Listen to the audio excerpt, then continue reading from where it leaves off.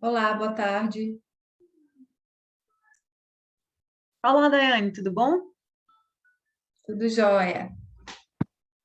Deixa eu te dizer, eu não sei se tu viu, o primeiro vídeo de sucessão familiar está indisponível, porque tá como se fosse privado. Tá como se fosse privado, não, está privado. Eu vi, É, inclusive eu vi você comentando lá no grupo com a Liliane, foi, eu ela tinha mandou, ela notado. mandou e-mail enfim, pro responsável, mas não liberou, não. O e-mail, eram dois vídeos meus, um de ontem e um de hoje. O de ontem a pessoa mexeu lá e eu consegui, o de hoje ainda nada. É. Então, como é que funciona? Se a pessoa não apresentar, ninguém aparecer, a É gente segue, assim, né? se não vier nenhum autor, não apresenta. Nem que o Certo. vídeo tivesse ok. Se não tiver nenhum autor presente, a Lili disse que não Tá. veio, não veio. Tchau e bênção. Esse da sucessão familiar, a gente pergunta porque é o primeiro. Se não tiver ninguém para apresentar, dá para entrar. Na pior das hipóteses, dá para o responsável entrar e mudar isso para público. Se mudar para público, o máximo que vai acontecer é a gente deixar isso para o final e segue com os Uhum. outros. Se a pessoa não conseguir mexer, a gente pode dar a oportunidade da pessoa projetar os slides, apresentar, mas 8 minutos. Porque, Certo. assim, a sessão de ontem só teve 3 artigos, não tiveram 4. Então, assim, foi muito rica porque deu para debater muito e tinha mais gente na sala, só que essa tem 4, então tem que dar uma segurada mais no tempo. Uhum. O menino que botou para público, né, que estava indisponível, depois ficou público, o vídeo dele só tinha ele falando, não projetava os slides. Eu disse, você quer que eu bote aqui o seu? Ou você quer apresentar com slide? Acabou que ele demorou 15 minutos, entendeu? Um artigo dava para ter apresentado em 3. Sim. Ah, aí não dá para fazer isso para todo mundo, não. O que a gente pode fazer, que eu acho que deve ser feito, é o seguinte: começa com o segundo, terceiro e quarto, e o primeiro vai para o fim. Aí, como foi que a gente fez ontem? A gente debateu artigo por artigo, 8 minutos, 8 minutos, Uhum. 8 minutos, 8 minutos, e aí no final abriu para quem quisesse falar de qualquer artigo. Só que foi bem tranquilo, porque tinham 3. Então, acabou que a gente terminou, na hora que a gente disse tchau, a sessão fechou. Nossa, ontem eu também participei de uma sessão, foi bem tranquila também, assim. Eram 4 artigos, mas foi super, super tranquilo, não teve muitos, muitos questionamentos, mas as trocas Nossa, foram de bem ontem teve. ricas. Foi muito bacana, assim, as trocas, assim, só professores, né? Então, ali não tinha a galera, assim, com dúvidas, eram coisas bem profundas, achei super legal, aprendi pra caramba. Foi uma Sim, ótima ontem foi nesse oportunidade. nível também.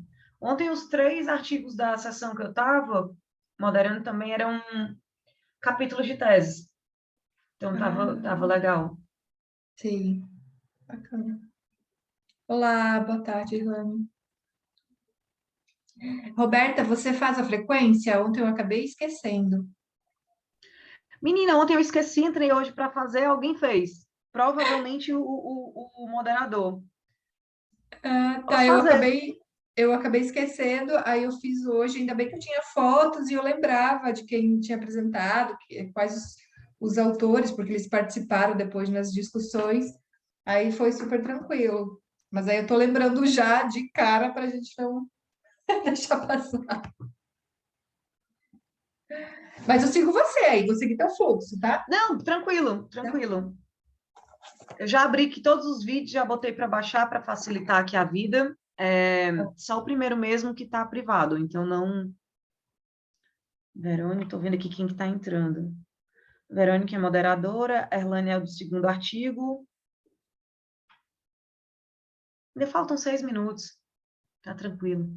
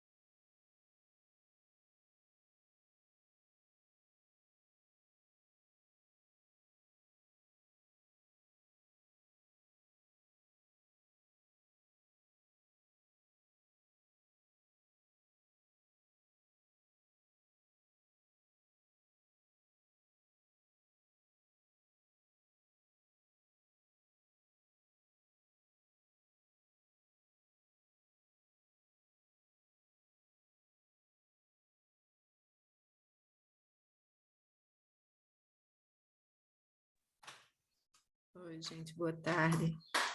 Boa tarde. Boa tarde, boa tarde. Só um minutinho, né, para a gente começar. Quem vai passar os vídeos? Daiane, Roberta? Eu vou passar. O primeiro vídeo da sucessão familiar, ele está em modo privado, então não aparece para ninguém. E não consigo saber quem é o autor. Então, se o autor já estiver aqui, precisa entrar no YouTube e colocar em modo público. Deixa eu só conferir aqui. Oi, Roberta. Sou eu, Manuela. Oi, Manuela. Com a Nelita e com a Raquel. Vou fazer isso agora. Tá bem. Achei que já estivesse, inclusive, nós entramos em contato com o suporte, porque o vídeo acabou não tendo o passar dos slides, né? Mas aí eu conversei com eles e eles acharam, não tinha como fazer essa alteração no sistema. Certo. Então, acredito que a gente vai... Depois eu posso apresentar também alguma outra questão, a gente pode ir para a discussão, mas eu estou fazendo isso agora já. Tá bem.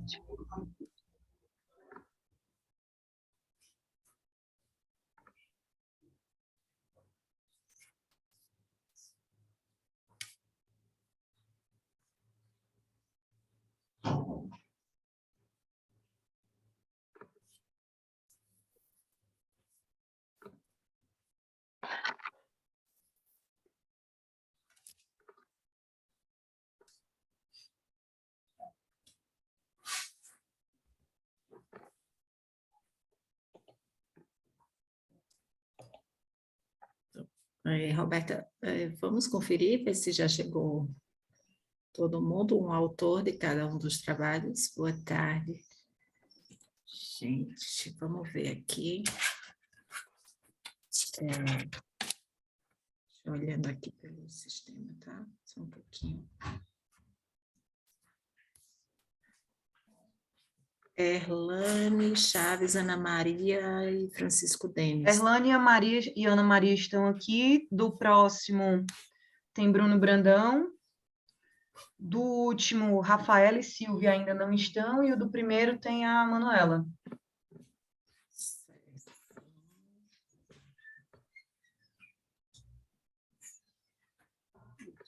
Manuela.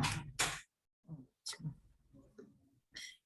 Então, boa tarde a todos, né? Sejam bem-vindos, né, ao SEMEAD, essa nossa sessão temática sobre empreendedorismo social. Sou Verônica Macário, né? Sou moderadora da sessão. Estou junto aqui com Roberta, né? E Daiane, vão estar conosco aqui. A gente vai estar conduzindo essa sessão com vocês. Não sei se vocês já participaram de outras sessões, mas agora no SEMEAD, mas a dinâmica da sessão é 8 minutos, né? Que a gente vai passar os vídeos, a apresentação dos vídeos, e na sequência a gente abre para uma discussão de mais em torno de 8 minutos para cada um dos trabalhos apresentados, e no final a gente faz um fechamento, ok? Então, mais uma vez, obrigada pela presença de vocês, obrigada por terem enviado os trabalhos de vocês para a nossa área, tá? De empreendedorismo social. Sejam todos bem-vindos ao SEMEAD 2022. Obrigada a Roberta e Daiane, que estão aqui conosco também na equipe do SEMEAD. Enfim, então é isso, gente, sejam bem-vindos. Roberta, se você, acho que quiser Então, começar. Manuela, o teu ainda tá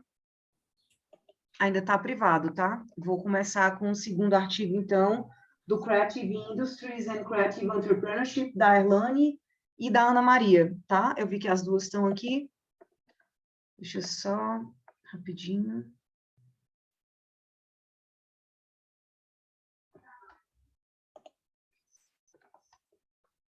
Só um minutinho.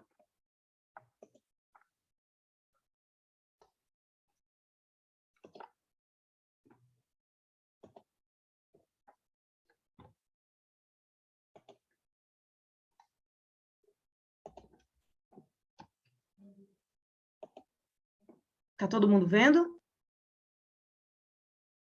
a tela? Sim, agora sim. Ok.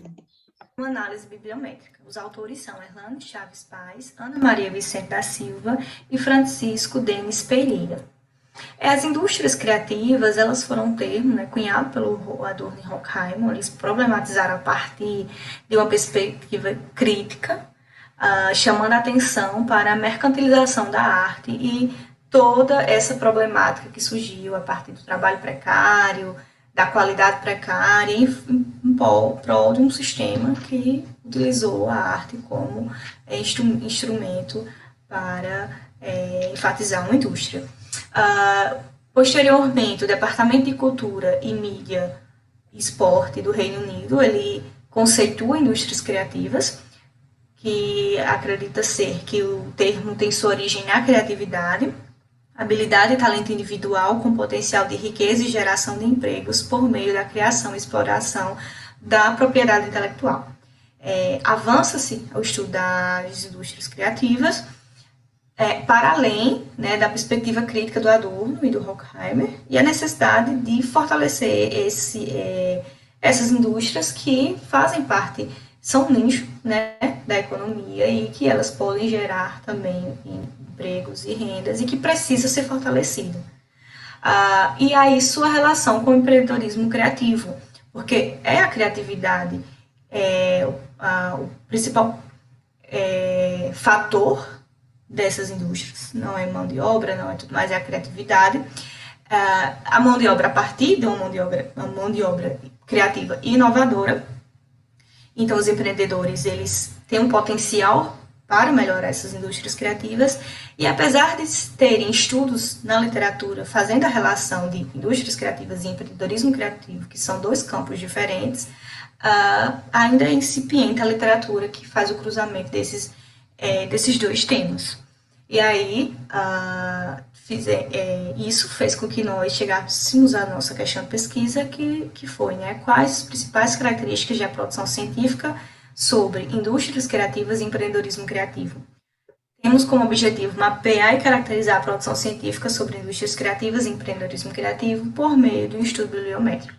Fizemos toda uma discussão da indústria criativa, dos conceitos, quais são os ramos que ela envolve, como isso pode impactar na economia. Trouxemos o conceito do Chaves também, o Chaves 2000, quer dizer, o empreendedorismo criativo também, trazendo as abordagens do Di Maggio, que trabalha com empreendedorismo institucional, o Renzi, e fizemos toda essa discussão. O método de estudo foi uma revisão bibliométrica. A primeira fase do estudo foi feita na coleta de dados na Web of Science, com os termos de busca em inglês, né, indústrias criativas e empreendedorismo criativo. Foram alcançados de 36, no geral, artigos. Utilizamos estudos até 2022, com os seguintes filtros, né, documentos que foram excluídos, documentos de crítica literária e materiais editoriais, ficando somente artigos e acesso antecipado de artigos artigos abertos, né, que podemos ter um acesso aí de 23 trabalhos no total para ser analisados. E o software utilizado para análise bibliométrica foi o VoiceViewer, que permitia a construção de mapas, de redes, e fizemos as redes bibliométricas envolvendo costação, coautoria, dentre outras formas de mapeamento que vamos apresentar agora. No geral, dentre todos os resultados que está lá no artigo, foram identificados, né, o número de citações e publicações ao longo do ano para ver esse crescimento. E aí fizemos o recorte de 2007 até 2022, onde observamos um pico em 2019, 2018. Tiveram alguns anos que não tiveram publicações, né, 2008 a 2010, 2013, 2020 foram pouquíssimas ou quase zero. O software faz uma leitura mais genérica. E aí, um declínio. Em 2022 ainda temos poucos trabalhos resultantes, né, poucas publicações, e o número de citação também começa a declinar.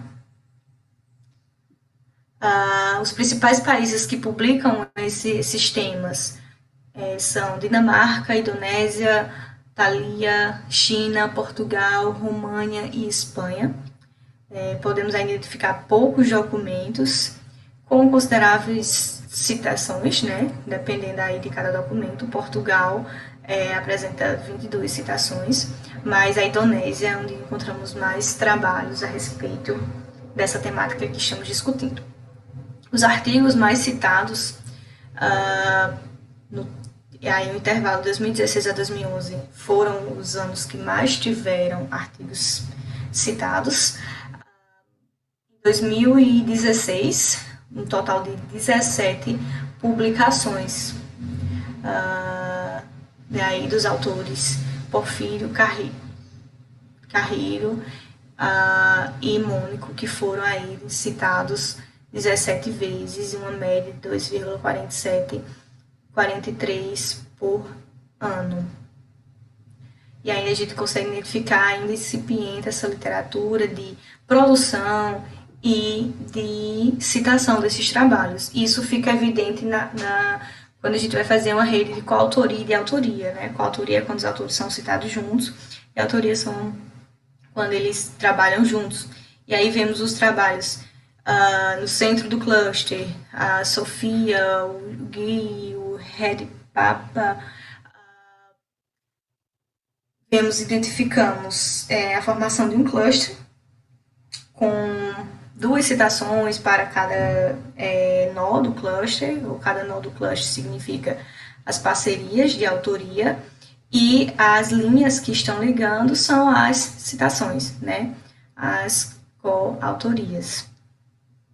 E aí identificamos que há uma concentração de pequenos trabalhos, de pequenos autores nessa temática. Poucos autores ainda estudam esta temática. Por fim, percebe-se que o empreendedorismo criativo da atualidade tem se formado através dos processos de interação proporcionados pelos artefatos resultantes do desenvolvimento das tecnologias utilizadas como a internet e a internet das coisas.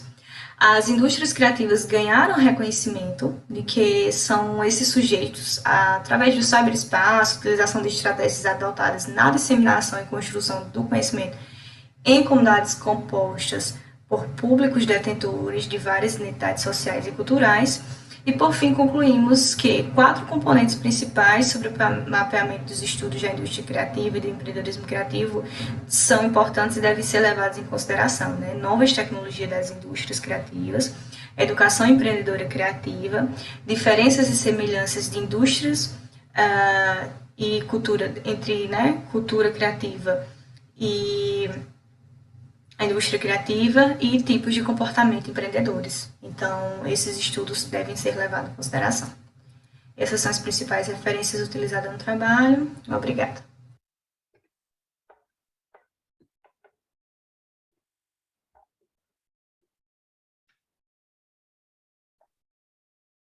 Ótimo.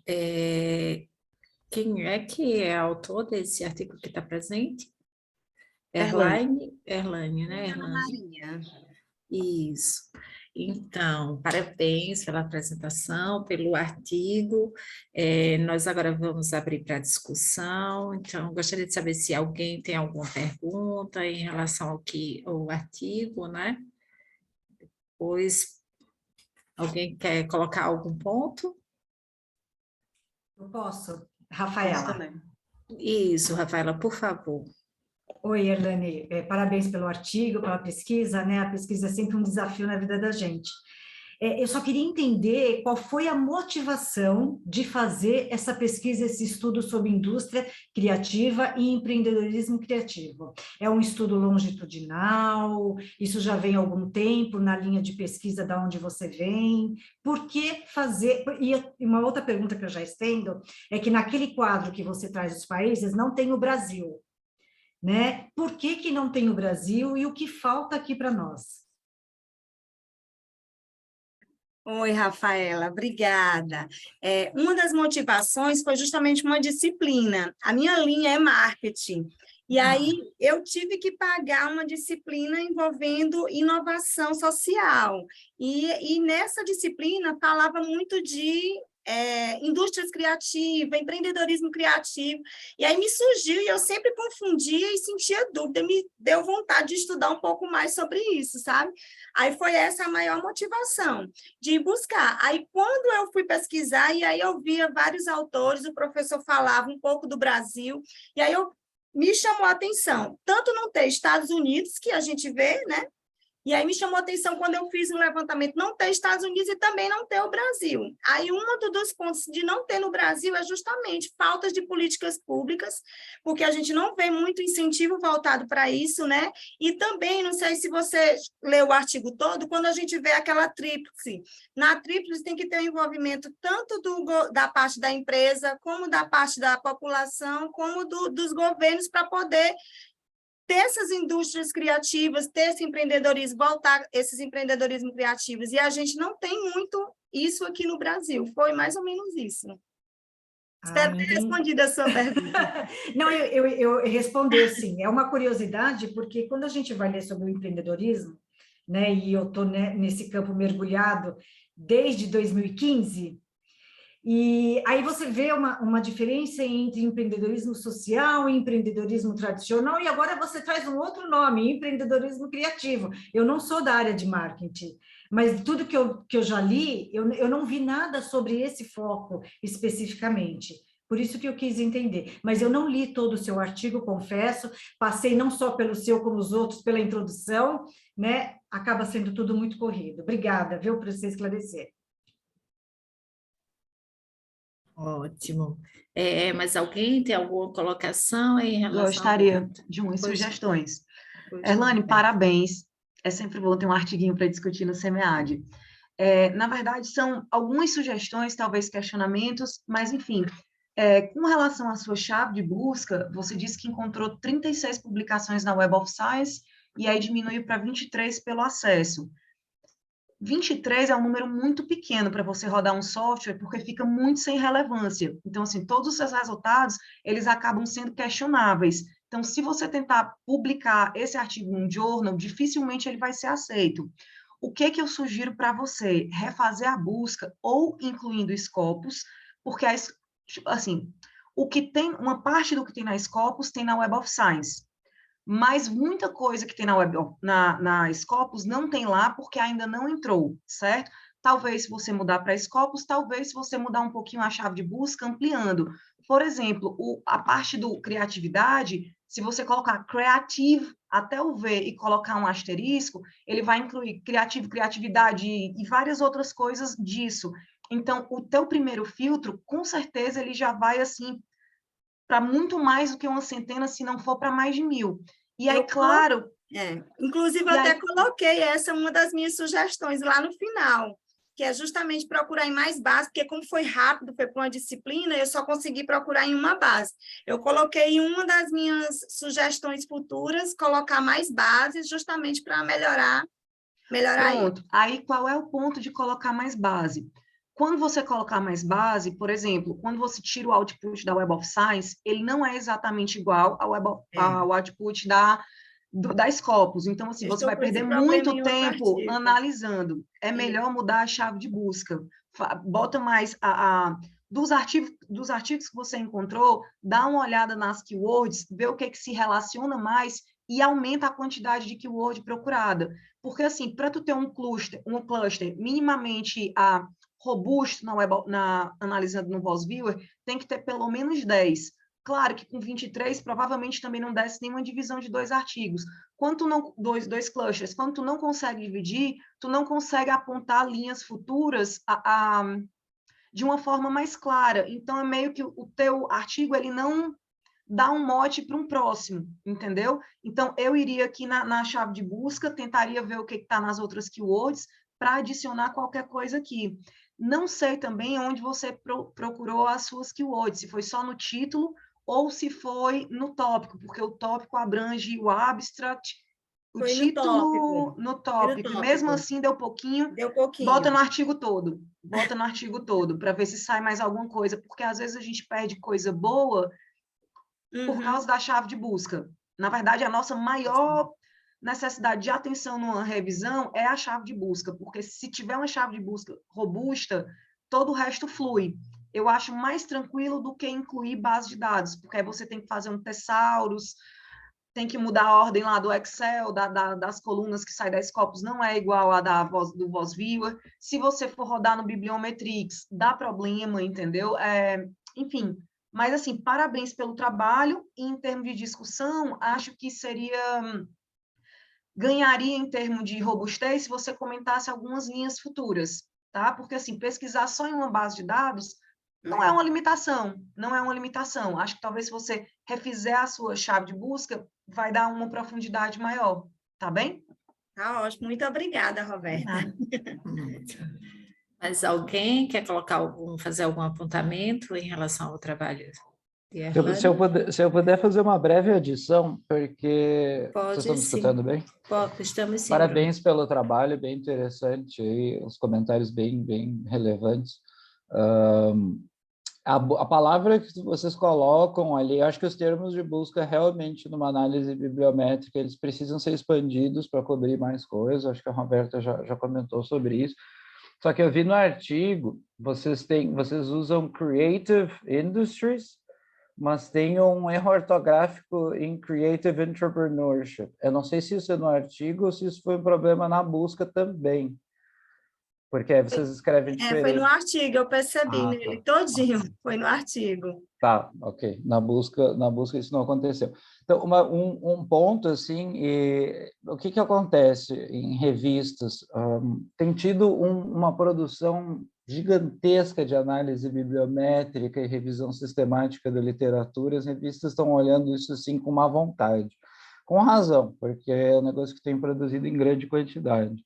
E nem sempre com alta qualidade. Tem 2 pontos aqui. Um é o que a Roberta colocou, isso assim, não pode não estar presente num artigo de análise bibliométrica, que é essa questão de direcionamentos futuros. Por que eu estou lendo isso? Simplesmente descrever a literatura acaba que não tem uma contribuição desejada por uma revista, certo? O outro ponto, e aí esse é mais crítico, mas menos porque é um trabalho de disciplinas, se fosse sua tese de doutorado seria mais crítico, é quando você faz uma análise bibliométrica, vamos dizer que você faça todas as adequações em palavras-chave, etc., e aumente de 23 para 50 resultados. A análise bibliométrica de 50 resultados é porque você não tem um corpo de literatura suficiente para fazer uma bibliometria informativa, sabe? Você tem 500, você tem coisas para extrair dali. Quando você tem 25, você não tem muito. Você mesma colocou ali que tem anos que sequer tem publicação. Então, é um tema que ainda não ganhou tração. Então, essas são coisas, assim, comentários gerais para levar em conta em pesquisas nesse sentido. Como eu disse, eu acho que não é nada muito crítico, sendo trabalho de disciplina, a gente sabe como é que é, faz ali na hora do tempo que dá. Parabéns. Só algumas reflexões. Obrigada, Bruna. Mais alguém quer colocar alguma coisa? Erlane, eu acho que é um trabalho importante, né? A gente falar essa questão dos estudos bibliométricos, ele é bom até para a gente chegar às conclusões, como o Bruno colocou aqui, há um tema que ainda não ganhou tração, né? Então, quando a gente faz essas pesquisas, a gente vai vendo exatamente se está aumentando o interesse da academia sobre aquela temática. Eu acho que o que Roberta colocou em relação a você usar determinadas palavras-chave para tentar ampliar essa sua base, porque, de fato, um estudo bibliométrico, eu acho que ele tem uma importância muito grande quando a gente está desenvolvendo uma tese, uma dissertação, porque ele nos permite posicionar o nosso tema, saber quais são os direcionamentos, os gaps de pesquisa. Eu acho que é isso que, devido ao tamanho do seu banco de dados, né, do que você ficou assim, você não conseguiu avançar muito em relação a isso. Mas eu acho que, com essas sugestões que Roberta e Bruno deram, de fato, você consegue avançar mais na sua proposta para apresentar esse artigo, quem sabe, para outra publicação, porque a gente precisaria, de fato, ter uma maior robustez, né, em relação aos dados que são apresentados. Então,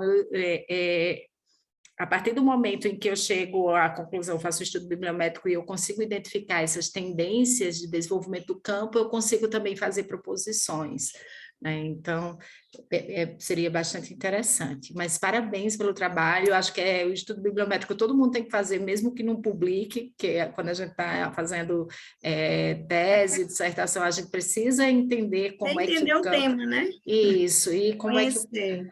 Então, acho que é um trabalho que sempre vale a pena, né? Tá, obrigada. Então, parabéns. Roberta, você pode, por favor... Eu vou exibir o da sucessão familiar, que deveria ter sido primeiro, porque já está em modo público, tá bem? Ótimo, Roberta, obrigada. Aqui. E vou colocar em tela cheia.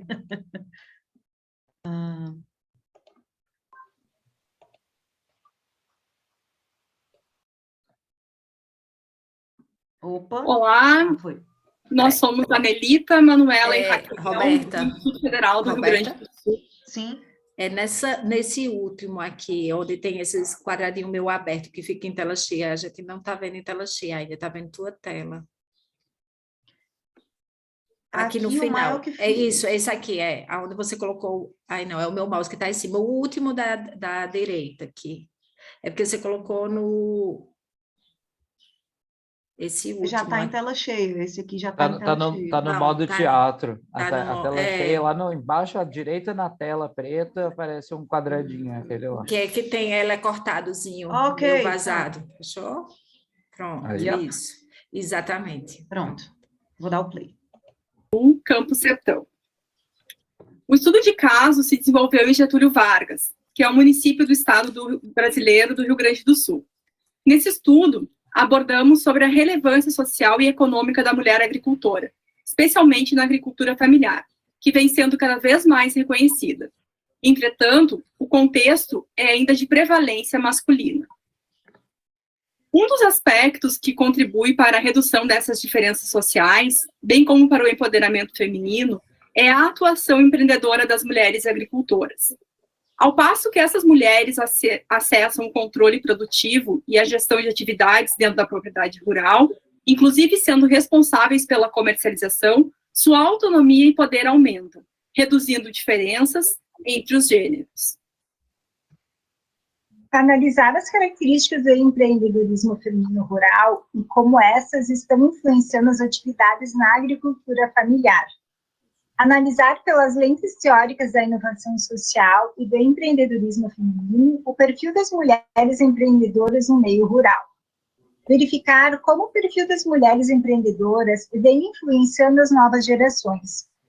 Pesquisar os principais motivos das jovens filhas de produtores rurais buscarem sua independência financeira na cidade, seja por falta de estímulos dos pais ou pela dificuldade na sucessão familiar pela questão de gênero. Considerando o contexto de pesquisa, se questiona: o empreendedorismo feminino na agricultura familiar também pode contribuir para a redução da migração rural-urbana pelas jovens rurais? Pode ainda contribuir para ampliar processos de sucessão familiar em que as jovens mulheres sejam as sucessoras? Assim, 3 lentes teóricas foram analisadas. São do empreendedorismo feminino, da sucessão familiar e da inovação social. Quanto ao método, trata-se de uma pesquisa de abordagem quanti e qualitativa, com estudo de caso. O escopo do estudo foi mulheres agricultoras familiares e empreendedoras do município de Getúlio Vargas, no Rio Grande do Sul. As fases da pesquisa foram definidas. Primeira, pesquisa bibliográfica em artigos científicos para embasamento teórico e construção de um instrumento de coleta de dados. Segundo, coleta de dados a partir de um questionário enviado de forma online. Foram investigadas 33 mulheres, sendo 15 mães e 18 filhas. Todas da comunidade e idades distintas, o que proporcionou uma amostra representativa das mulheres do meio rural da região. Os achados de pesquisa inferem que as mulheres do meio rural optam pelo empreendedorismo rural em detrimento do urbano, para terem mais tempo com sua família. Essas atividades têm resultado em uma sobrecarga de trabalho e maior envolvimento e participação dessas nas atividades vinculadas à área dos negócios e à propriedade rural. As atividades lideradas por mulheres rurais são consideradas como inovação social, pois elas desenvolvem novas habilidades e competências, agregando novos conhecimentos e saberes, gerando renda para a família e desenvolvimento na comunidade onde estão inseridas. Dessa forma, com base nos dados apresentados, percebe-se que as jovens mulheres têm, diferente de suas mães, maior reconhecimento do seu papel social, cultural e econômico. Elas assumem novos espaços no mercado de trabalho e têm a liberdade de escolher suas profissões. Os resultados revelam que algumas dessas meninas buscam outras oportunidades para suas vidas, a despeito de todo o aprendizado concebido com os trabalhos realizados por suas mães empreendedoras. Por outro lado, o que se pode perceber também é que, junto de suas mães, essas meninas aprendem desde cedo sobre a vida no campo e os desafios que enfrentarão, assumindo as propriedades herdadas pelos pais. Ainda desenvolvem novas habilidades e competências, agregam novos conhecimentos e saberes. Aprendem também a ser empreendedoras e protagonistas de suas próprias histórias.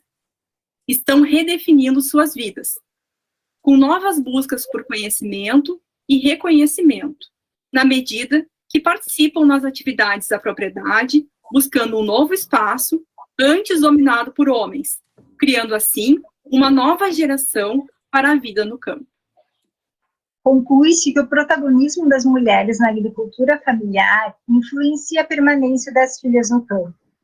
Para promover a igualdade de gênero, deverá se reconhecer e favorecer o protagonismo das mulheres na produção, gestão, comercialização e acesso às políticas públicas, estimulando e apoiando a geração de renda das mulheres, valorizando conhecimentos existentes, reconhecendo-as como participantes ativas da economia, garantindo direitos, oportunidades e participação nas decisões da propriedade. Muito obrigada. Obrigada. Ótimo.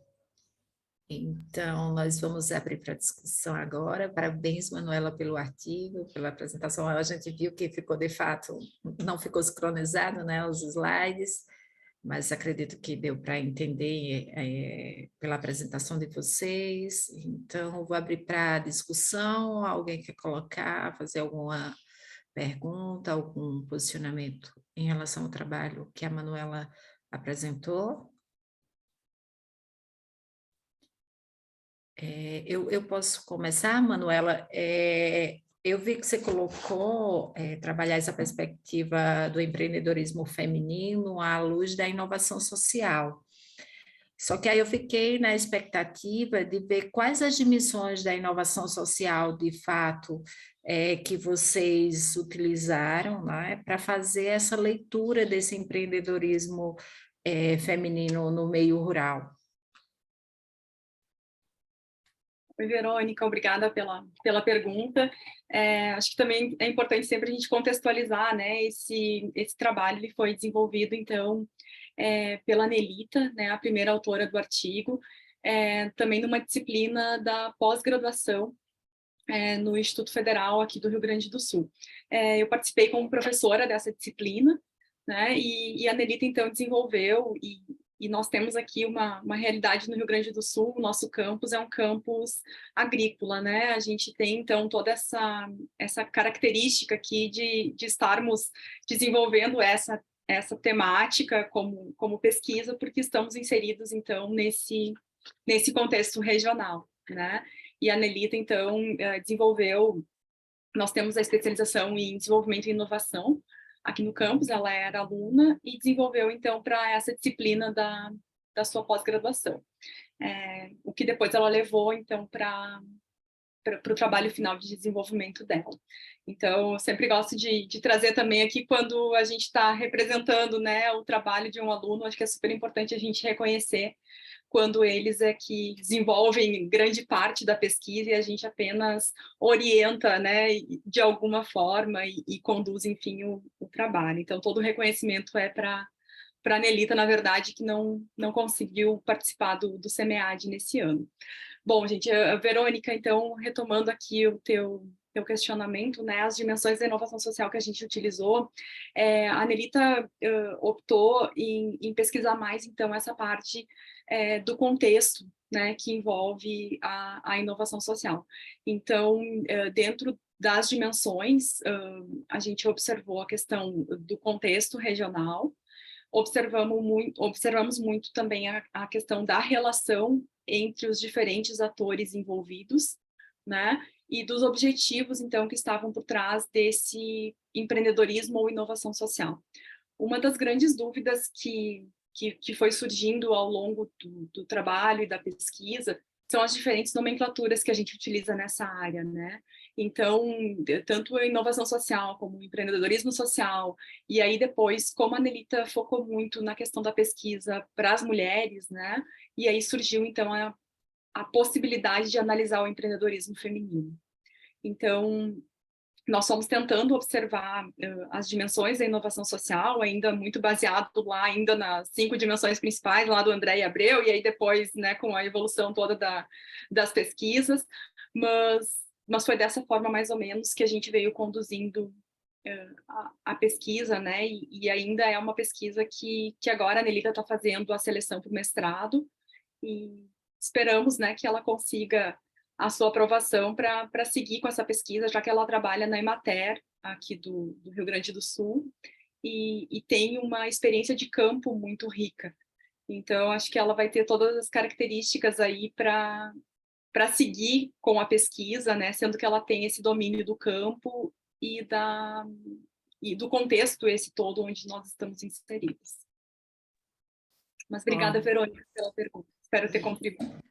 Ótimo, acho que trabalhar com essas dimensões assim, de forma mais explícita, fazendo essa relação, acho que fica bem bacana, um trabalho bem relevante dentro desse contexto do empreendedorismo feminino no meio rural, que é extremamente importante, é uma temática muito importante, a gente sabe como essas questões de sucessão familiar no meio rural, né, são importantes. Mas alguém quer colocar a Daiane? Posso, me permite? Parabéns, Manuela. Repasse os parabéns à sua orientanda, né? Um excelente trabalho, para quem está iniciando. Eu, assim como a professora Verônica, assim, eu concordo com essa questão que você traz, assim, sucessão familiar, inovação social, empreendedorismo feminino, e parece que não teve fôlego para, né, fazer toda a discussão que seria necessária, mas fica uma dica, né, como uma possibilidade de continuar trabalhando, né, com esse artigo. E um dos pontos que eu não consegui identificar é se o formulário ele foi baseado em algum instrumento já validado, se teve essa construção com base em um outro instrumento, e se teve, seria interessante incluir isso na metodologia. Outro aspecto é com relação, os colegas também colocaram sobre o trabalho anterior, é sobre indicações de pesquisas futuras. É sempre interessante, inclusive para os coleguinhas que estão iniciando aí depois dela, que podem usar o trabalho dela como uma inspiração, dar continuidade e usufruir desses apontamentos. É isso. Daiane, obrigada. Eu acho que sim, acho que sabe que uma grande dúvida que vai surgindo, né, ao longo da pesquisa, eu acho que realmente os artigos, eles, principalmente os eventos, né, eles servem muito para a gente iniciar e aí depois ir aprimorando as nossas pesquisas, né, e desenvolvendo os estudos. E eu acho que sim, acho que agora, com os próximos passos da Nelita, ela vai conseguir desenvolver muito mais cada uma das temáticas, até porque são temáticas muito amplas, né? Se a gente começa a analisar só em sucessão familiar, a gente teria muito para trazer.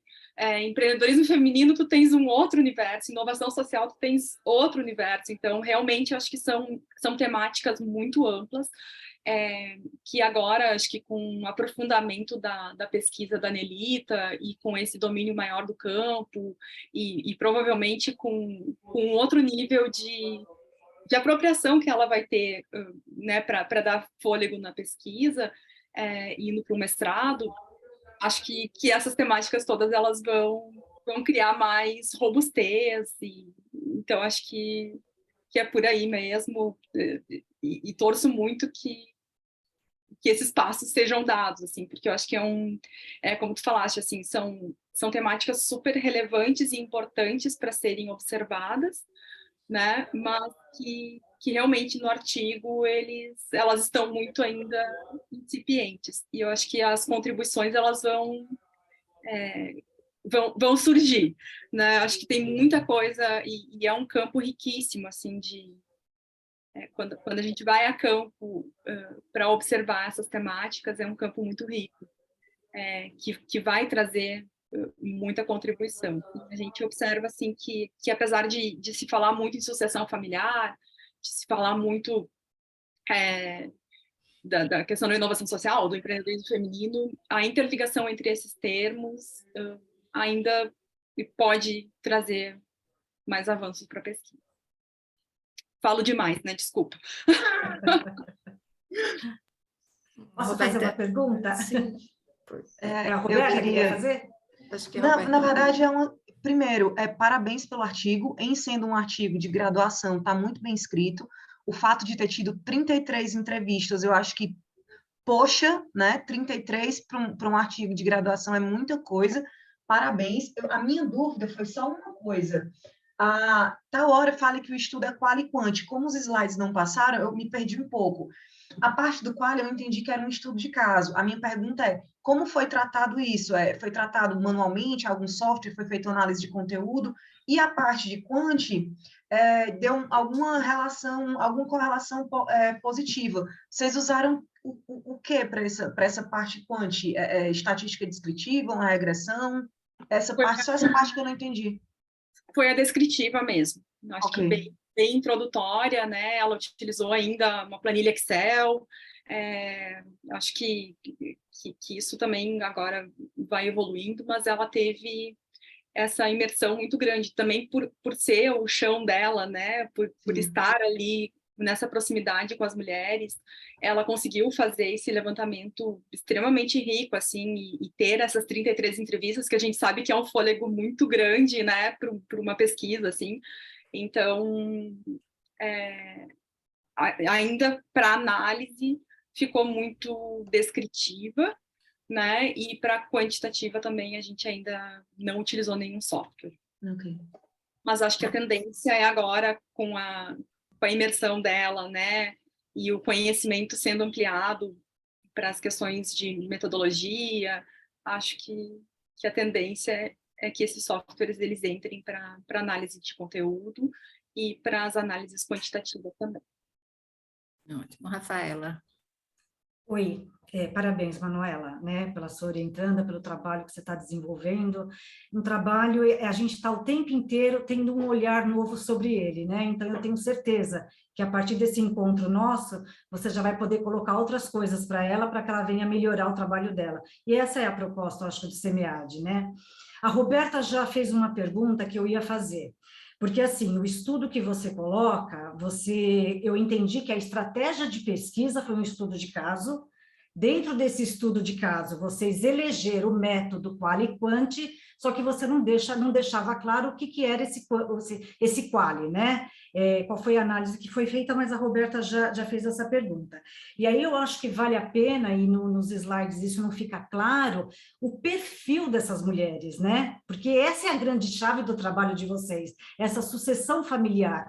O que essas mulheres, a idade delas, qual é o tamanho desses trabalhos que elas desenvolvem, né? O que elas já geraram de sucessão? Elas são microempreendedoras, né? Como é que elas se organizam isso formalmente? Eu acho que essas questões elas são bastante esclarecedoras sobre esse mundo e esse nicho que vocês estão pesquisando, porque são temas muito grandes, né? Você falar de inovação, você falar de empreendedorismo social e você ainda trazer a questão da sucessão familiar e amarrar todos esses pontos. O trabalho, ele não ficou claro, mas a gente sabe que ele está em construção. Então, eu tenho certeza que tudo isso vai poder vir.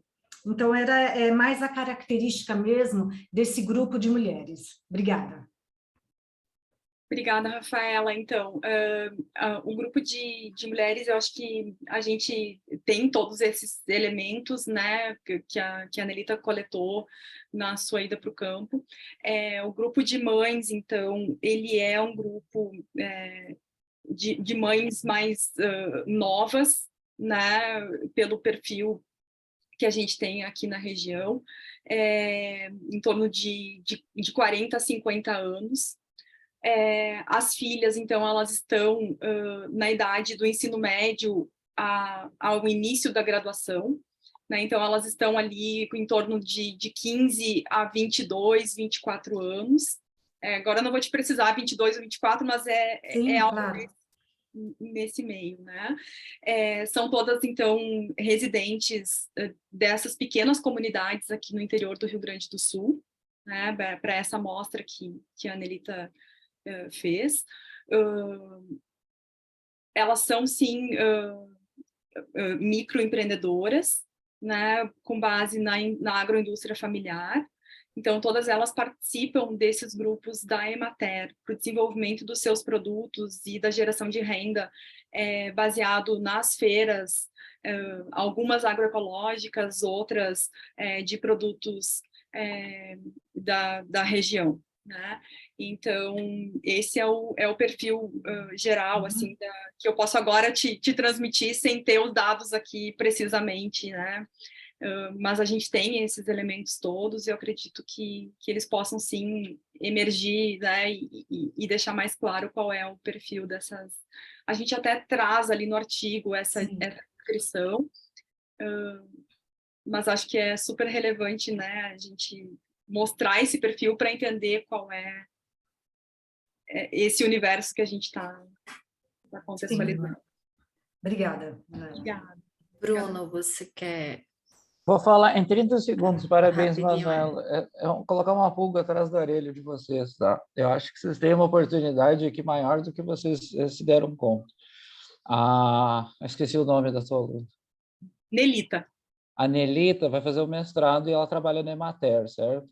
Uma das conclusões do trabalho, que eu acho que ficou meio ampla, eu estava até relendo aqui, é que tem implicações para políticas públicas. Eu concordo. E ela é uma formuladora / implementadora de políticas públicas no âmbito da Emater.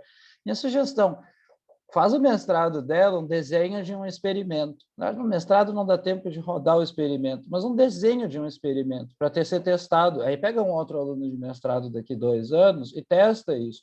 E ver como isso efetivamente impacta a vida dessas mulheres. Aí você gera uma pesquisa, mesmo num ambiente ali específico de Getúlio Vargas, etc., mas com um negócio com um alcance assim, internacional fantástico. Eu acho que tem uma oportunidade aqui gigantesca de fazer um negócio aplicado muito interessante. Parabéns. Legal, Bruno, muito obrigada, e vou transmitir isso para a Nelita e para a Raquel, e sim, acho que a nossa ideia a gente tem um grupo de pesquisa aqui no campus, que nós desenvolvemos, enfim, sobre inovação social, no contexto, então, rural, e no contexto também de uma comunidade quilombola que nós temos aqui no campus, né, porque muitos alunos do Instituto Federal vêm desse universo. E desenvolvendo essas pesquisas, a gente percebe que sim, acho que o campo é riquíssimo e o alcance pode ser muito maior. Ainda o que nós estamos demandando muito é essa questão, né, de como desenvolver essa metodologia para dar fôlego para os nossos trabalhos, né? Desenvolver, eu digo, academicamente ali com os alunos, né? Porque nós temos somente até a pós-graduação no campus. Então, os alunos têm que ir para outra cidade para fazer um mestrado, né? E ir para a capital para fazer um doutorado. Então, infelizmente, a gente ainda tem essas limitações aqui no interior, mas como grupo a gente vai se fortalecendo, né? Eu acho que essa tua última abordagem aí nos dá mais fôlego para tentar seguir com essas pesquisas. Obrigada. Ótimo. Parabéns mais uma vez, Manuela. Obrigada a todos pelas contribuições. Roberta, por favor. Vou para o artigo 3, do Bruno, tá? Só um minutinho. Aqui.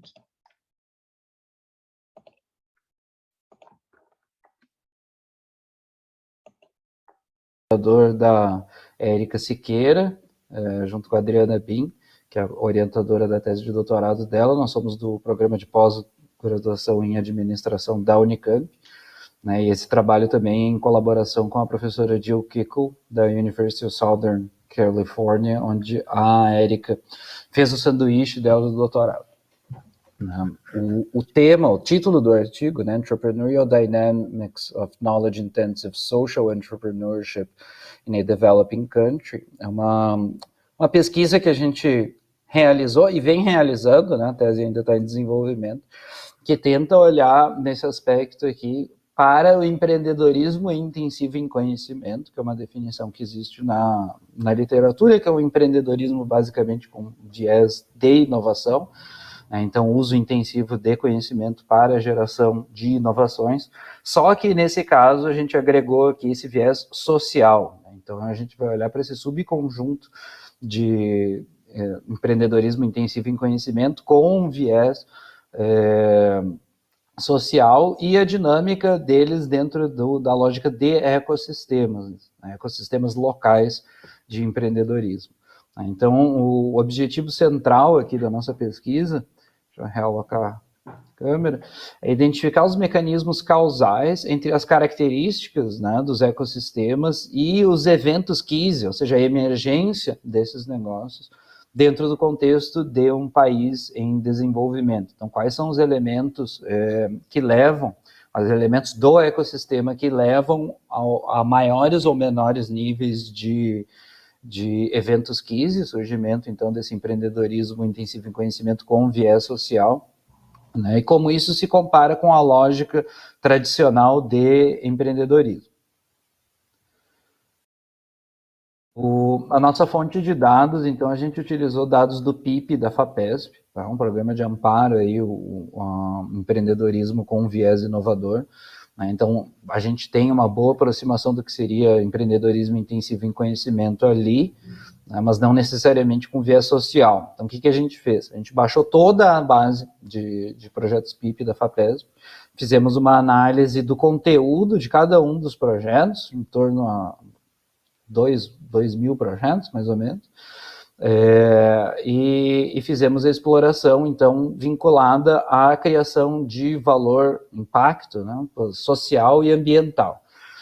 E que a gente acabou chegando aí a diferentes subconjuntos. Então, o KISE Education, então projetos vinculados à área de educação, vinculado à área urbana, né, de modificação do cenário urbano, das cidades, Green Tech, que seria junto com Health Tech, os principais áreas, então tanto do ponto de vista ambiental quanto do ponto de vista de saúde, e a gente chegou a esses números de projetos, né, que em alguns casos tem algumas sobreposições, mas essas daqui são, então, as nossas variáveis dependentes.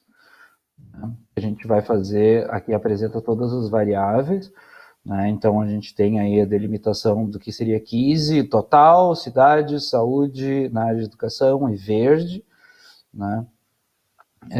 Aí as variáveis do ecossistema, que a gente determina em algumas dimensões, né, e faz um alinhamento com o framework do Spiegel, 2017. Então, a gente tem a componente de conhecimento com as universidades, matrículas no ensino superior, atividade tecnológica, né, que a gente coloca como atributos materiais do ecossistema, né, componentes de interação, que permitem o entendimento da lógica de como que os agentes se conectam dentro dos ecossistemas, então, transferência de tecnologia, interação universidade e indústria, conexões globais, então atividades de importação e exportação, existência de investimento estrangeiro direto, também faz parte de atributos materiais, existência de sistemas de suporte vinculados à presença de incubadoras e parques tecnológicos, componente socioeconômico, pegando variáveis de PIB per capita, índice de desenvolvimento humano, densidade populacional, infraestrutura, a dimensão de infraestrutura, então investimento público em infraestrutura e consumo de energia, e um componente de núcleo-periferia, que a gente chama, né, que é a questão de distância do hub principal, que seria a capital do estado, a cidade de São Paulo. Então, esses são os elementos que a gente traz para o nosso modelo. Eu não vou trazer muitos detalhamentos aqui, até por uma questão de tempo, do modelo econométrico, né, mas eu vou apresentar alguns dos nossos principais resultados. Né. Então, a gente encontrou uma presença de 15 desse empreendedorismo intensivo em conhecimento, com viés social, mais substancial do que a gente imaginava. Então, existe uma presença bastante ampla de projetos 15 dentro da população de projetos do PIP da FAPESP. Né. As universidades, elas parecem ter, elas estão associadas a uma maior atividade de 15, né, substancialmente, muito similar ao que se observa para empreendedorismo intensivo em conhecimento em geral, certo? Mesmo que elas não tenham um direcionamento, né, explícito para o empreendedorismo social, elas acabam tendo geração de resultados científicos e tecnológicos que se traduzem na geração de novos negócios com esse tipo de viés, mesmo sem uma orientação explícita para isso, em muitos casos. O que a gente achou de grande diferença, na verdade, com os ecossistemas tradicionais é que a atividade tecnológica e de transferência de tecnologia tem uma relação estatisticamente significativa com o total de projetos do PIP, mas não com os projetos 15, não com esse subconjunto que a gente analisa em maior profundidade.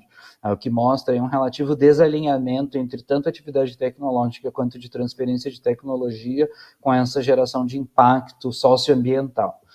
A importância dos sistemas de suporte, então incubadoras e parques tecnológicos, elas demonstram ter um efeito central, tá, na formatação desses ecossistemas, né, assim como o componente socioeconômico, mas o componente socioeconômico ele tem uma relação não linear, né, a gente testou aqui uma série de termos quadráticos, né, para tentar identificar relações não lineares, e o que a gente percebeu é que uma relação em U invertido, né, então ecossistemas muito frágeis, muito vulneráveis, com PIB per capita muito baixo, né, tem uma menor propensão ao surgimento desse tipo de empreendimento, mas a mesma coisa acontece também com ecossistemas muito ricos.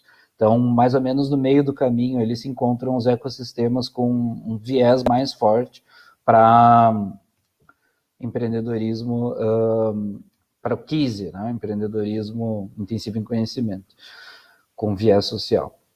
Né? Então, alguns elementos finais de discussão, então, falta de orientação dos sistemas tecnológicos para a aplicação dessas tecnologias socioambientais, então a gente ainda precisa amadurecer nesse sentido, né, em diversos aspectos, a necessidade de formas avançadas de dialogar conhecimento e inovação para endereçar esse tipo de desafio, fortemente vinculados aos objetivos do desenvolvimento sustentável, né, a importância das universidades como agentes estruturantes desse tipo de ecossistema, né, e a questão de que localidades periféricas com alto índice de vulnerabilidade não oferecem terreno fértil para esse tipo de empreendedorismo. Provavelmente não pela falta de motivações locais, mas pela falta de elementos locais que permitam o surgimento dessas empresas, principalmente da base de conhecimento, certo? Então, agradeço.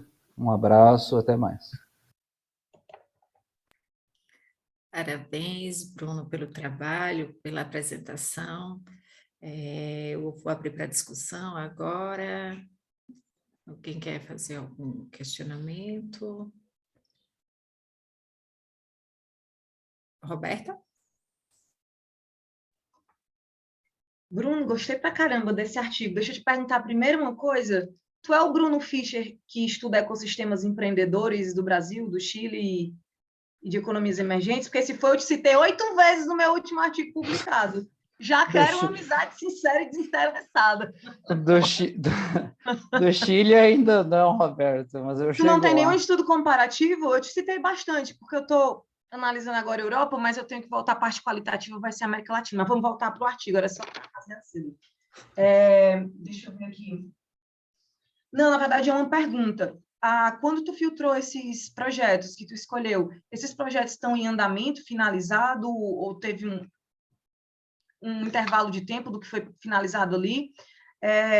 E aí, com relação aos achados, eu achei legal, porque a tal da curva do U, que tinham semelhanças entre o muito rico e o muito pobre, com relação a esses projetos intensivos em conhecimento de viés social.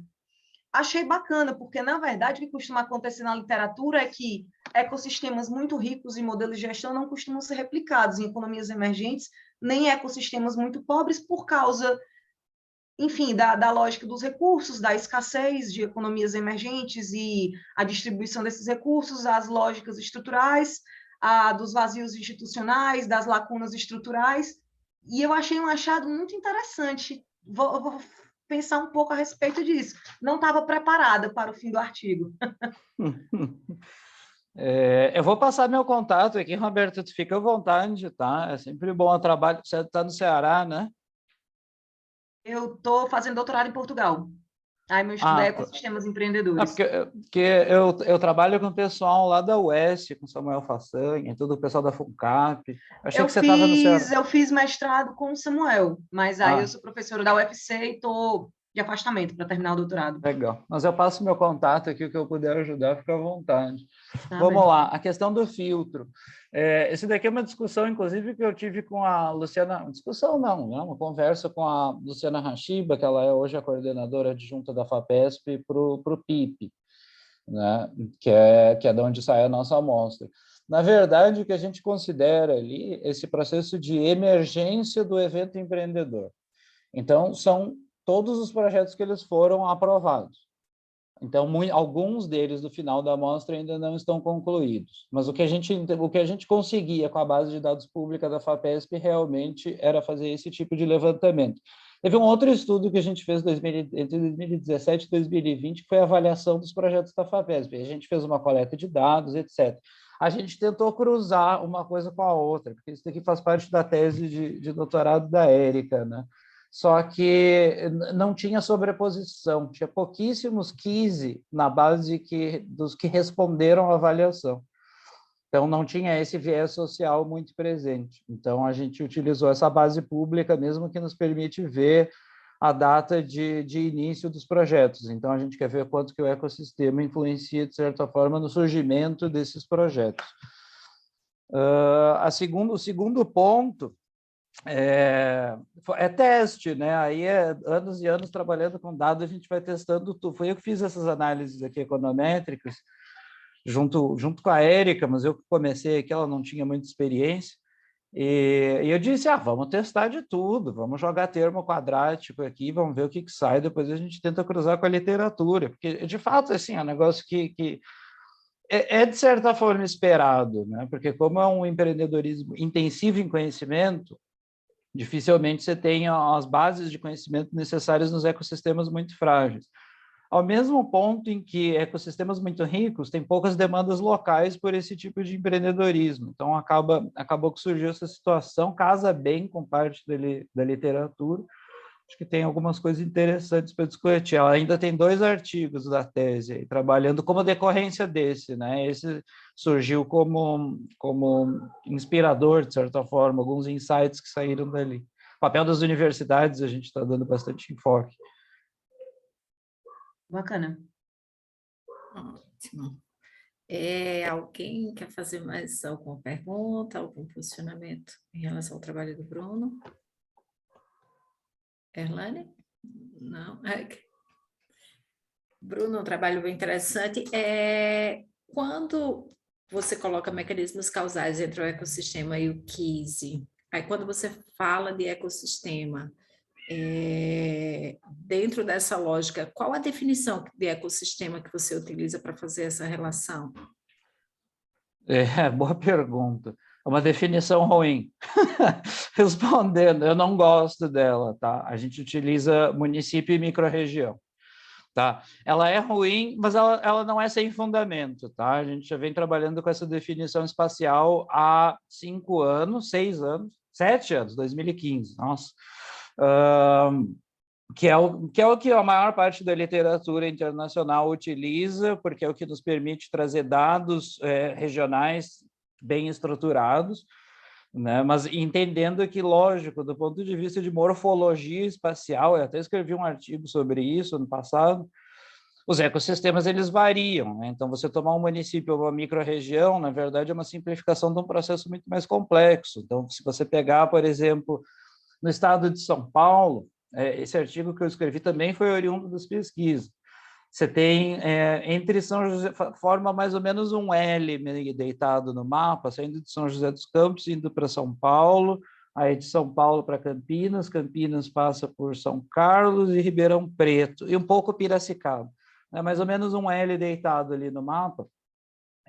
Você tem quase que uma conurbação empreendedora, com uma facilidade de conexão absurda, porque de Ribeirão Preto de carro com as estradas de São Paulo, em 3 horas e meia, 4 horas, você está na capital. E, de fato, a gente viu que muitos empreendedores fazem isso semanalmente.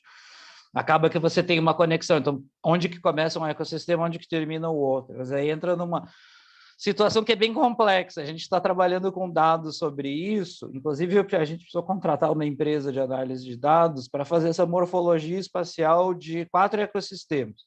Só 4 no mundo. E mesmo assim está dando um trabalho enorme. A intenção original era fazer para centenas de ecossistemas, a gente ficou com 4. Tá? Tem um número aberto, uma chamada para o número especial, justamente sobre isso, assim, o quanto que os ecossistemas estão conectados entre si, localmente, ou se a gente pensar em tecnologia digital, até do ponto de vista internacional. Tá? Eu posso passar o link aqui no Small Business Economics. O pessoal que eu venho trabalhando aí com pesquisa, mas é justamente isso, eu te disse, assim, o que a gente trabalha o município e micro-região é o que deu para fazer e eu sei que não é bom. Mas está ótimo. Trabalho bem interessante, uma metodologia bem robusta, né? Então a gente traz achados bem interessantes também. Então, parabéns, Bruno, pelo trabalho e pela apresentação.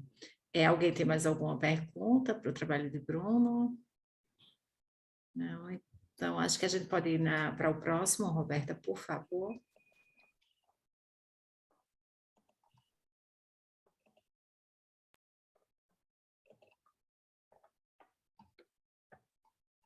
Olá, colegas do SEMEAD de 2022, eu sou a Rafaela e vim apresentar o artigo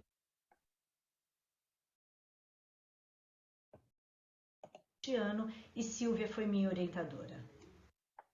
Realizamos uma revisão de literatura no campo do empreendedorismo social, identificamos uma polissemia no campo sobre o que é valor social e impacto social. Observamos o uso do termo valor social como sinônimo de impacto social por alguns estudiosos. Notamos também que há poucas pesquisas nacionais e internacionais a respeito de valor social sob a ótica de quem recebe os produtos e serviços, os beneficiários.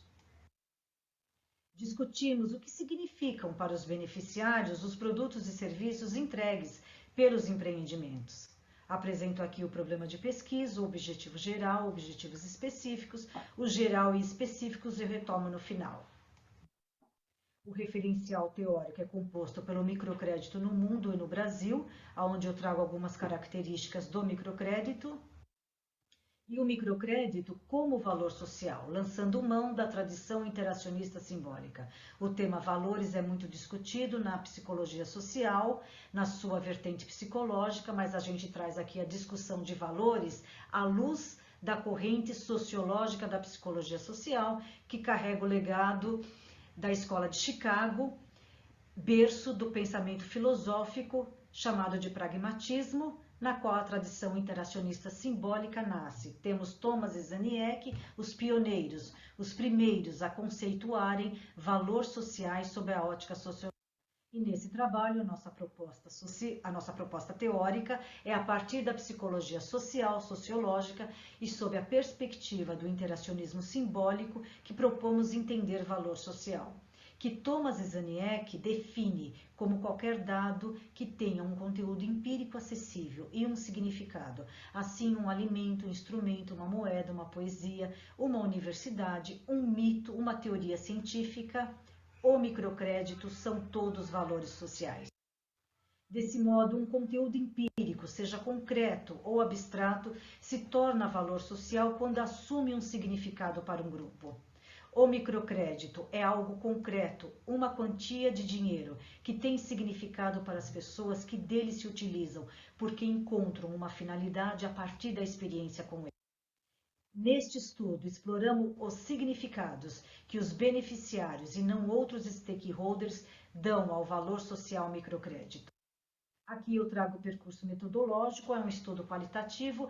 A estratégia de pesquisa adotada é a fenomenografia, amplamente estudada na área da educação, que trazemos para estudar na área do empreendedorismo social, a fenomenografia pura de Marton, autor mais citado, e a fenomenografia desenvolvimentistas de Baldwin, ambas adotadas nesse estudo. A fenomenografia orienta um número mínimo e máximo de participantes, mínimo de 24 e máximo de 30. A entrevista individual é o meio mais usual de coleta de dados na fenomenografia. Realizamos 30 entrevistas com clientes que também assumem o papel de beneficiários de uma empresa social que oferta o microcrédito. Foram microempreendedores e empreendedoras formais e informais que renovaram o microcrédito ao menos uma vez. As entrevistas foram realizadas no local do empreendimento dos participantes. O tempo médio foi de 30 minutos. As entrevistas foram gravadas e depois transcritas. Foram entrevistas realizadas nos meses de janeiro e fevereiro de 2021, na maior onda de contágio da Covid-19 no país. A fenomenografia também orienta que exista uma variação no perfil dos participantes, e aqui eu trago algumas características.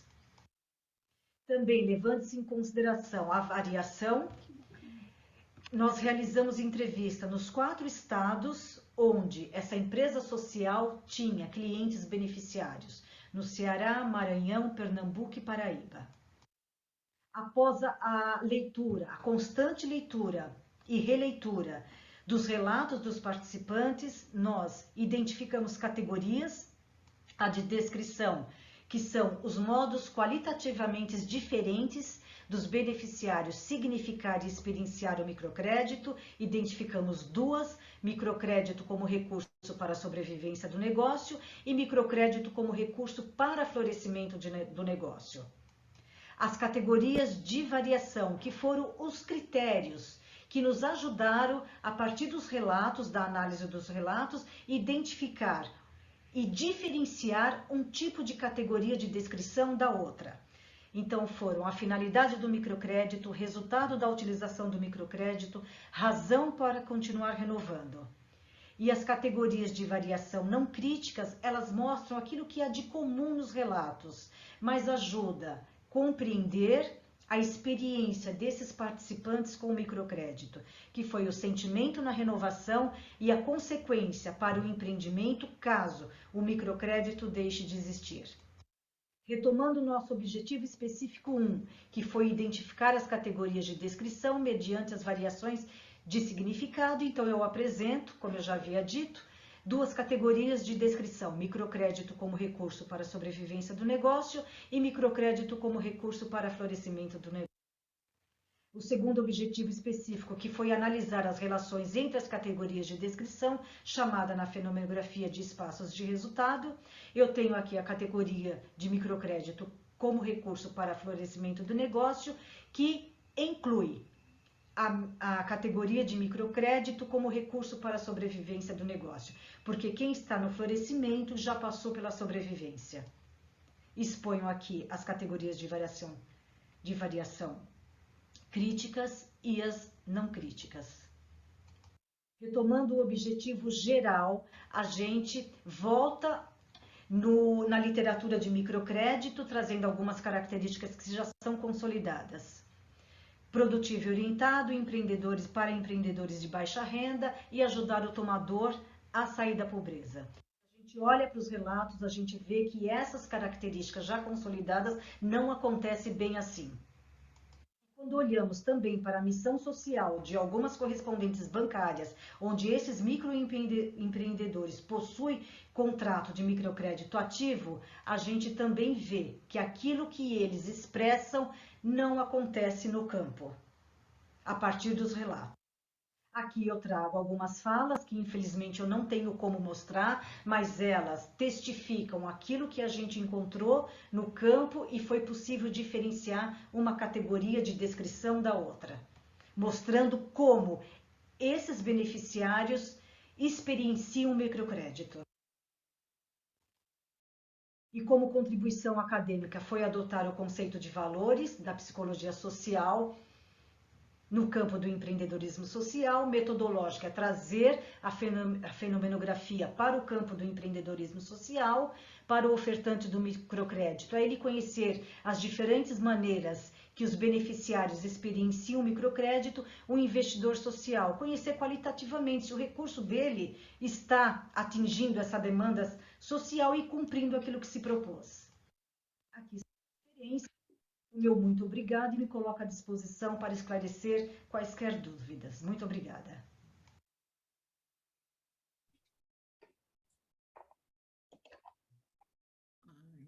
Obrigada, Rafaela, parabéns pela apresentação, pelo artigo.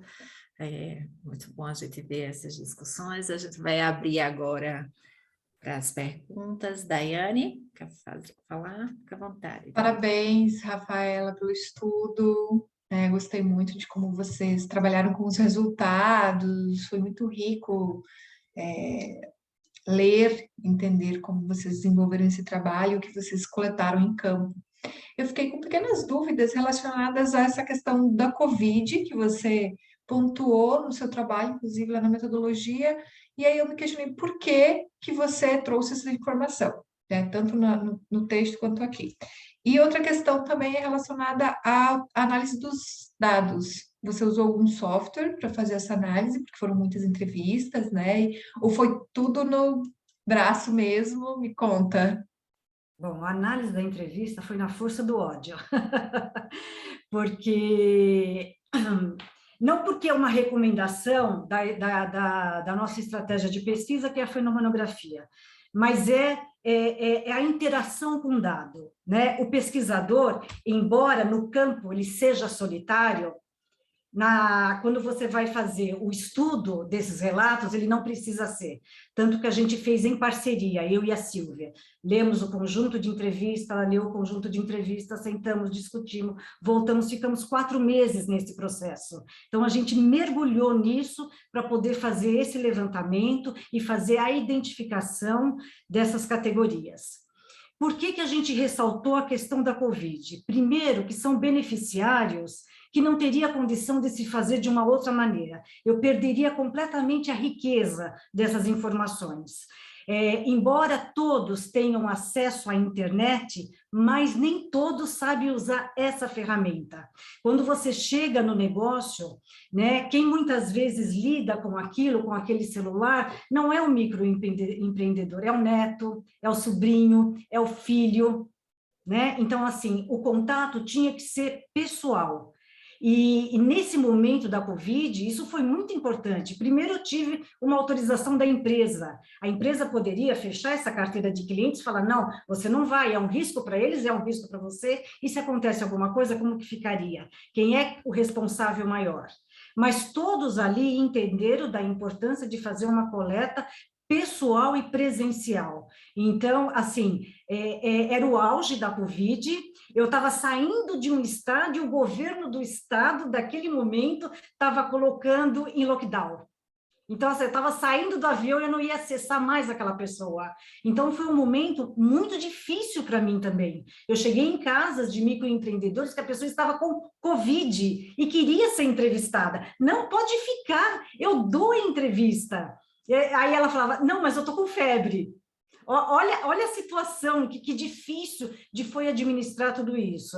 Então, eu não ia nem citar esse tipo de coisa, mas se você ler a minha tese, tem um capítulo dedicado que a gente chamou de Cozinha da Pesquisa, onde toda a história, né, que ninguém nem imagina que acontece na vida do pesquisador, está ali. Então, assim, a minha orientadora e as pessoas que participaram da minha banca, o tempo inteiro recomendaram que eu deveria sempre falar como que foi, né, a pesquisa de campo. Por isso que toda vez eu acabo citando essa passagem que foi expressiva. Então, talvez esse seu relato assim faz com que a gente entenda a riqueza, né, de uma pesquisa quali e da profundidade que você traz, né? Mas talvez você colocar ali que todos os cuidados foram tomados, Sim, né? Porque, tem. e inclusive Tem. foi presencial, porque eu fiquei na dúvida, foi presencial, Covid, porque foi remoto, então eu não entendi o porquê daquela informação. Então, Foi talvez é uma informação presencial porque foi presencial, foi você presencial. foi tomado todos os É, protocolos foi, a minha pesquisa, ela teve toda a autorização da Plataforma Brasil, passou pelo Comitê de Ética, e isso foi tudo questionado, né? Além de ter uma recomendação, eu tinha a minha própria recomendação pessoal do uso de tudo, né? Higienizar tudo, então teve todos os cuidados. E tinha que ser presencial, senão a gente não ia ter a riqueza do que a gente queria para essa pesquisa. Até porque o meu trabalho, não só por ser quali, mas justamente por trazer pelo levantamento de dados, que havia pouquíssimos estudos qualitativos, né, para estudo do microcrédito, e principalmente aquele que recebe, né, porque o nosso interesse, o nosso olhar, era os beneficiários, né, não era outros stakeholders. Então, a gente tinha que estar com eles. Respondi? Eu não sei se eu respondi sua pergunta. Alguém tem mais alguma pergunta? Roberta, por favor. Rafaela, eu queria elogiar, porque eu tenho uma mente extremamente cartesiana e eu vou dormir muito feliz com a tua apresentação, cara. Muito Teve obrigada. tudo, foi sequência. Eu estava para levantar aqui e aplaudir. A tua apresentação foi sequenciada, não foi rápido nem devagar, não faltou nada, a metodologia está extremamente detalhada, o que é difícil para detalhar em metodologia qualitativa, porque é tanto, eu sei o que é analisar com a força do ódio também, e é difícil, e a gente acaba, na hora de explicar, a gente acaba perdendo um ou outro detalhe. Eu acho que a forma que você apresentou os dados é extremamente compreensível, impecável, impecável, e os dados muito bem organizados, era só...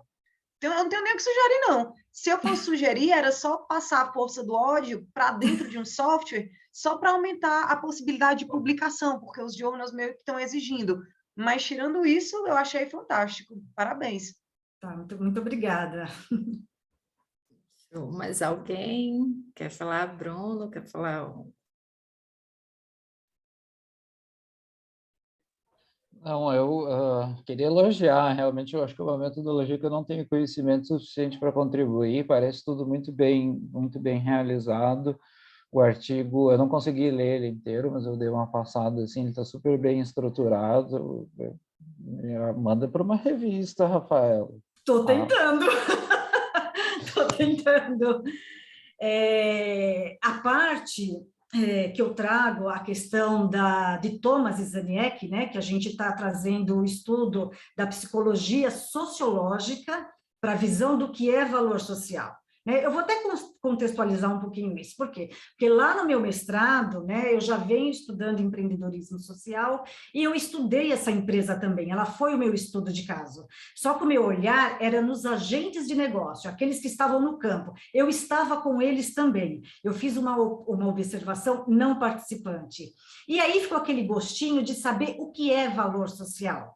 Mas não do olhar do investidor, nem do olhar do fundador e nem do staff. A gente queria saber do olhar do beneficiário.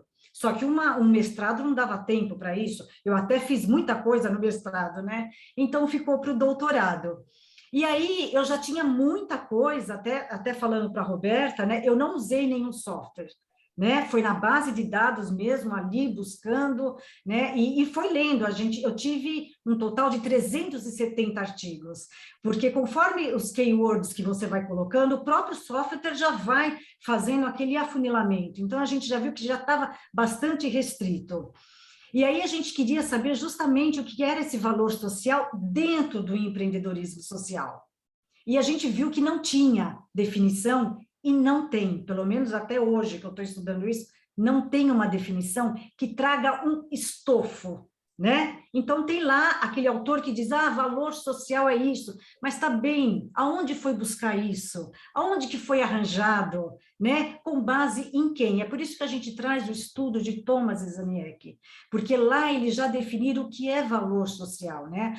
Principalmente Zaniecki, né, que estudou os poloneses, que viu essas pessoas no navio, saindo lá da Polônia, vindo aqui para os Estados Unidos, e como eles se relacionavam dentro desse navio. O que era essa experiência dessa pessoa? E o que tornava para essas pessoas valor social? Então, a gente está trazendo, e está difícil, né, da academia entender que a gente traz justamente essa base do que é social para o valor social. A gente não está querendo uma definição nova de valor social, a gente só está querendo mostrar que valor social é isso, porque alguém já estudou, já viu que está na experiência humana.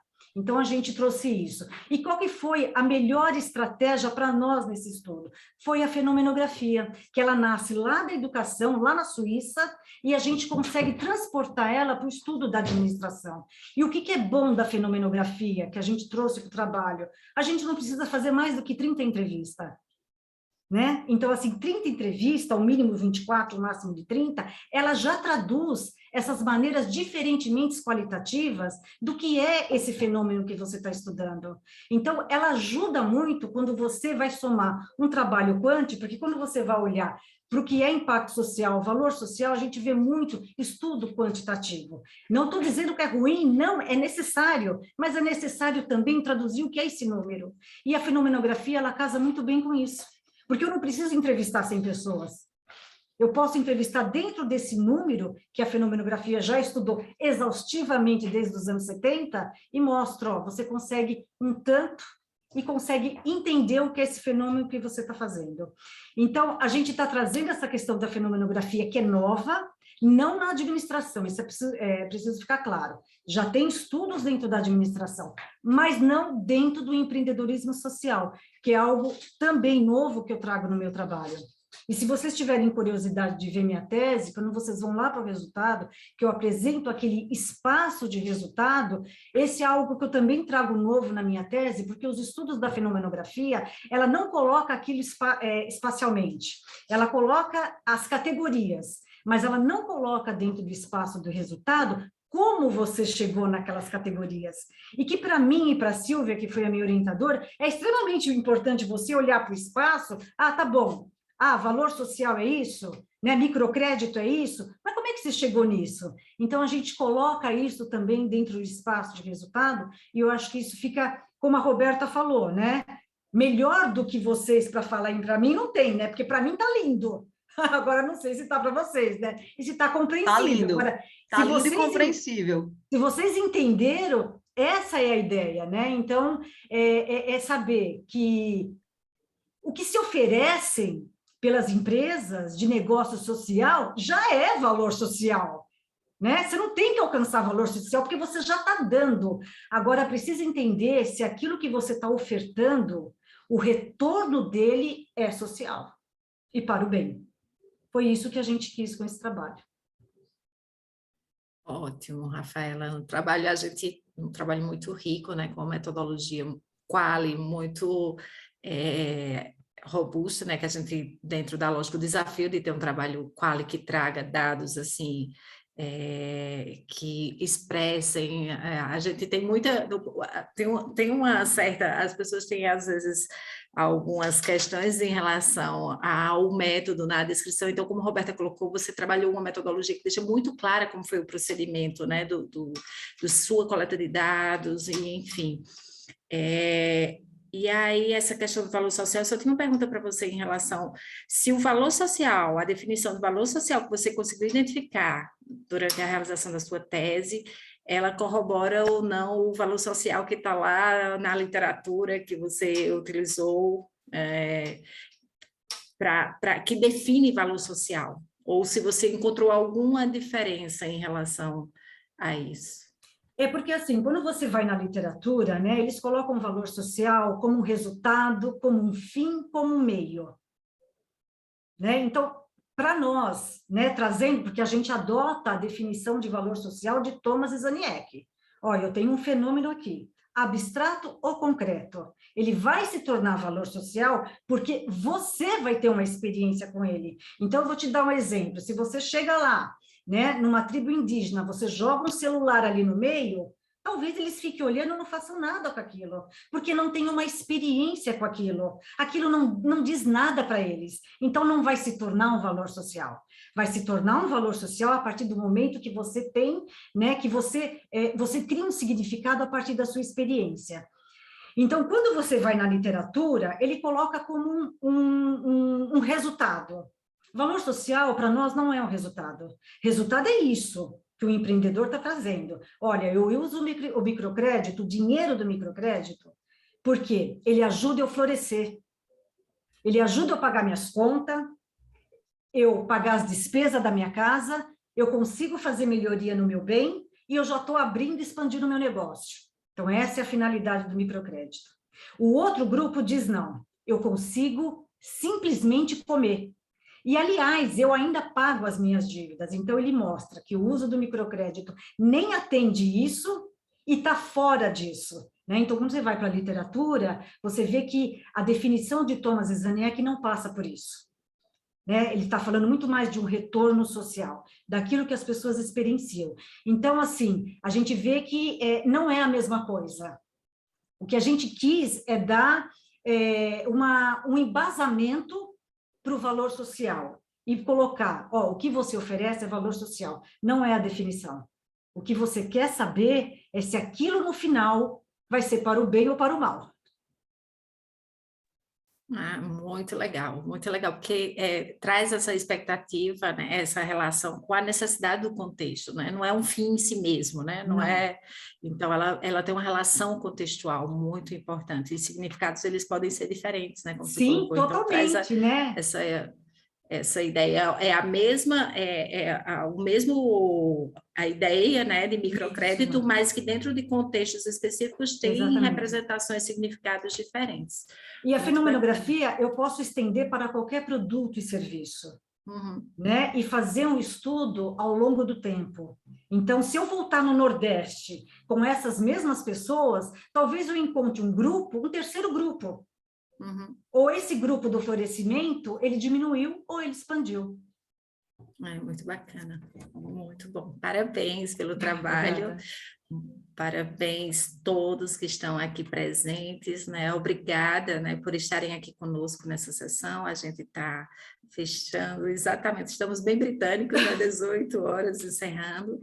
A Roberta colocou no chat aí o link para vocês avaliarem a sessão, tá? Foi um prazer estar com vocês, ter o trabalho de vocês aqui nessa sessão temática sobre empreendedorismo social. Foi um prazer, Roberta, Daiane, também obrigada por estarem aqui conosco. Espero que estejam aproveitando bastante o SEMEAD, né? Eu estou morrendo de saudade dos eventos presenciais, mas esse ano não deu para ir, né? A gente está aqui online, aproveitando aí um dos ganhos, né, que a gente teve em relação à pandemia, né, que é a oportunidade da gente estar presente mesmo estando distante. Então, gente, um abraço para vocês, bom evento, obrigada mais uma vez e a gente se encontra, tá? Obrigada. Rafaela, maravilhoso. Oi. Só um último elogio. Os contributos por área também estavam muito... Cara, minha mente cartesiana ficou muito feliz com essas coisas muito explicadas. Eu te convenci? Você saiu um pouco do mundo muito, quântico? Muito. Não, eu faço quant porque eu sou obrigada. Eu queria só dizer isso. Mas eu sou apaixonada por Fale. Parabéns. Bruno, eu anotei, viu? O e-mail. Amanhã eu te perturbo. Ótimo. Muito bem, gente. Um prazer. Por favor. Prazer. Abraço e até a próxima. Obrigada, Bruno, pelo link. Ótimo. Obrigada. Qualquer coisa aí pode gravada. É gravado? Depois disponibiliza? Isso. Eu penso que sim. Acho que não está sendo gravada, não. Não, gravada ela está sendo. Eu não sei se eles vão disponibilizar. Aqui. Todas são gravadas. Todas são gravadas. Isso. Beleza. Ok, então tá bom. gente. Obrigada e um abraço. Valeu, gente. Um abraço. Tchau.